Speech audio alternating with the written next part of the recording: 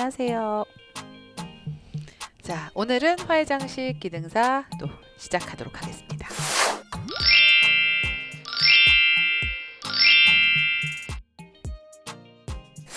저번 시간엔 저희 재료 구매에 대한 얘기를 했었죠. 그리고 재료를 구매 갖고 왔을 때 그것을 특히나 절하 같은 건 어떻게 관리해야 되는지 그런 것들을 같이 공부했었고요.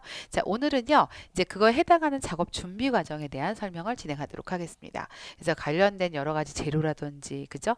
또 디자인하는 방법까지 오늘 할 수 있으면 같이 오늘은 좀 양이 많을 거고요. 공부하실 내용도 좀 이렇게 많으실 거예요.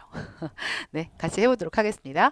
자, 절하 재료 있어요. 자, 절하라는 건 다시 말씀드리지만 잘려있는 뿌리 부분이 없는 그런 식물을 절하 아니면 절엽, 절지 이렇게 구분해서 설명한다고 했었어요. 자, 그거에 대한 내용입니다. 그래서 절하 상품 제작을 위해서는 다양한 생화들을 활용하는데 그 활용하는 거에 있어서 용도별로 그죠? 구분해서 절하, 절엽, 절지, 건조 소재 이렇게 구분을 하고 있습니다. 자, 그거에 해당하는 내용들이에요. 어렵지 않고요. 절하 말 그대로 잘린 상태의 꽃 그죠? 그걸 절하라고 합니다. 그래서 다양한 꽃다발, 꽃바구니, 꽃상품에 활용되고 있죠. 자, 절엽이라는 건 잎이 잘린 거죠. 그래서 뿌리가 없는 상태를 의미하고요. 보통 녹색 잎을 의미합니다. 그거 말고도 다양한 뭐 그런 잎의 어떤 무늬에 따라서, 그죠? 형태에 따라서 아니면 무늬에 따라서 그렇게 또 다양하게 활용할 수가 있죠. 자, 그 다음에 절지는요, 가지를 잘라놓은 거예요. 그죠? 자, 그래서 절지. 보통은 이제 골격이라든지 선을 표현할 때 주로 활용하고 있습니다. 그 다음에 건조 소재는 말린 거죠. 말 그대로. 그래서 꽃이나 열매 이런 것들을 말려서 활용하는 것이 건조 소재용입니다.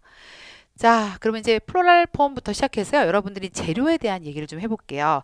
책에는 다양한 이제 플로럴 폼의 종류해서 나와 있어요. 그래서 뭐 브릭형이라 그래서 브릭형은 이제 제일 많이 활용하고 있는 우리가 플로럴 폼에서 사각형, 직사각형으로 되어 있는 거 있죠. 그것에 해당하는 것이 플로럴 폼이 가장 많이 쓰이고 있는 거고요. 그 다음에 뭐 링형, 부케 홀더 이런 것도 쫙 나와 있는데 설명에 대한 것보다는 사진이 더 이해하기가 쉬워서 여러분 책에 있는 걸 제가 캡처를 해서 그대로 갖고 왔습니다. 그래서 해당하는 뭐 링 모양도 많이 하죠. 요즘에 리스 모양 활용하기 위해서 부케 홀더 그죠? 부케를 만들 때는요 세 가지 방법으로 만들어요. 하나는 철사 와이어를 이용하는 방법이 있고 두 번째는 자연줄기 그대로를 활용하는 방법이 있고 세 번째가 이 홀더를 이용합니다. 그래서 부케 홀더에다가 어떻게 해요? 짧게 해갖고 꽂아서 근데 그냥 꽂으면 잘못하면 빠지죠. 그래서 생화본드를 붙여가지고 활용하기도 합니다. 자, 이런 것이 부케 홀더고요. 그다음에 오토코소 뭐 이런 것들도 있고 근데 이거는 이거에 해당하는 그 플로럴 폼의 종류에 대한 거가 나오는 경우는 거의 드물고요.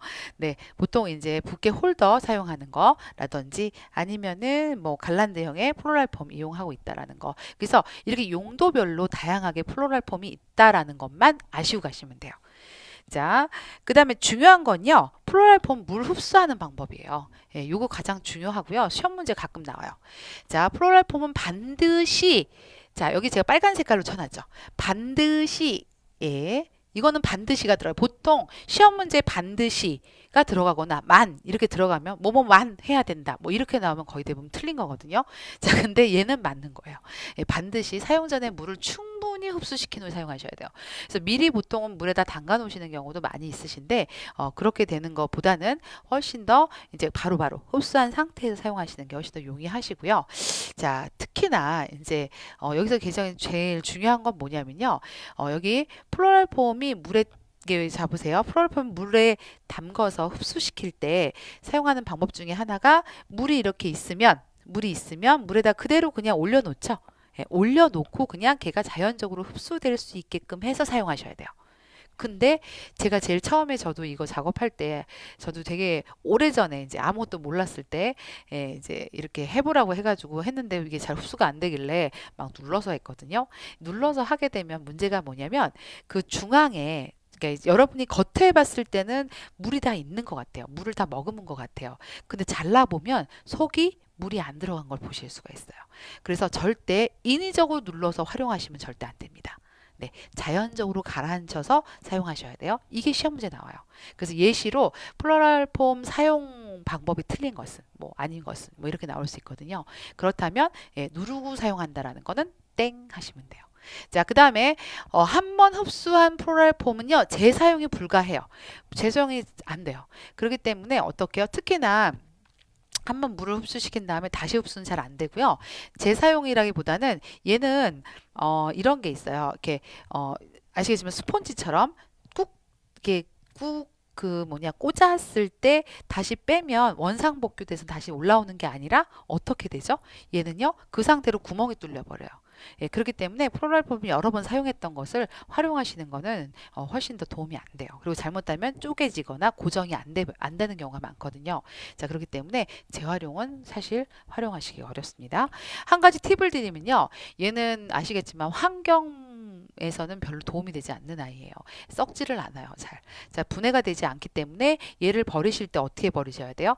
예, 그냥 갖다가 후지통에 버린다가 아니고요. 얘는 당연히 쓰레기 봉투에다 버리는 건 맞는데 될 수 있으면 물을 꼭 짜서 짜서 그렇게 버려주시면 훨씬 더 그래도 부피도 줄이고 더 좋다고 하죠. 자, 그렇게 활용하시면 됩니다. 자, 그러면 다음에는요, 이제 재단하는 방법이에요. 플로랄폼 재단하는 방법인데요.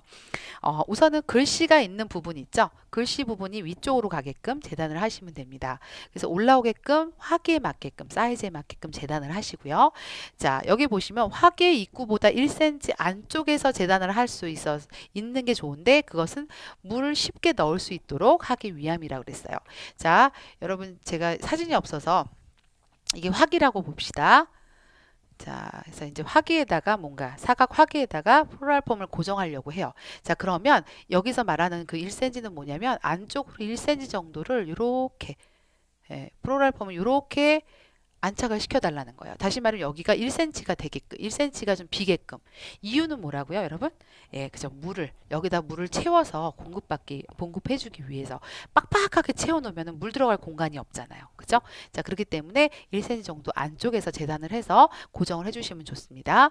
자, 일반적으로 디자인할 경우에 플로랄폼이 화기 위로 3cm 정도 올라가게끔. 그쵸? 이 높이가 좀 이렇게 올라가서 3cm 정도 이렇게 올라가게끔, 높게끔, 이렇게 세팅이 되게끔 하면 좋아요. 네, 그렇게 하면 아무래도 이게 바닥면에 있는 것보다는 훨씬 더 이쪽으로도 꽂을 수 있지만 옆쪽 측면도 꽂기가 좋겠죠. 그죠? 자, 그렇기 때문에 활용도가 훨씬 더 높기 때문에 보통 3cm 정도 높여 꽂아주시고요. 자, 그 다음에 플로랄폼의 가장자리를 깎아서 자, 여기 보시면 플로랄폼이 이렇게 사각으로 있죠. 자, 사각으로 있으면 여기 중간 부분을 이렇게 그 칼로 이렇게 모서리를 좀 도려냅니다. 자, 그렇게 되면 이 부분이 면이 생기게 되거든요. 이 면에 대한 부분까지도 꽂을 수 있기 때문에 면 확보에 도움이 돼요. 자, 그렇기 때문에 좀 처리를 해서 가장자리를 잘라서 처리하는 것이 훨씬 더 여러분이 활용하시기가 좋습니다. 자, 그런 뜻이에요.